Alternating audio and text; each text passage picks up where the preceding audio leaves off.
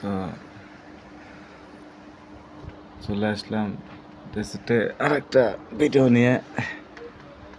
বাড়িতে বসে আছি, সকাল সকাল একটা ভিডিও নিয়ে আসলাম। এবার সবাই বাচ্চাদের নতুন করে আবার খাওয়ানো শুরু করলাম। তো এদের আজকে নিচে পরিবেশটা করে দিলাম যাতে সুন্দরভাবে খেতে পারে।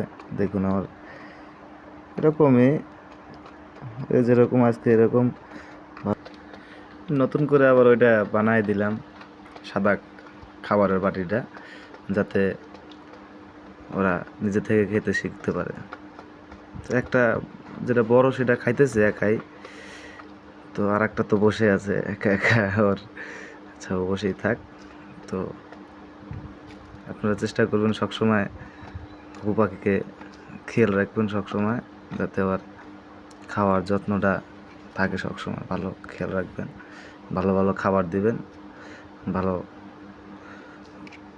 পরিবেশে রাখবেন, তাইলে ওরা সুন্দরভাবে নিজেদের মতন পরিবেশ করে থাকতে পারবে।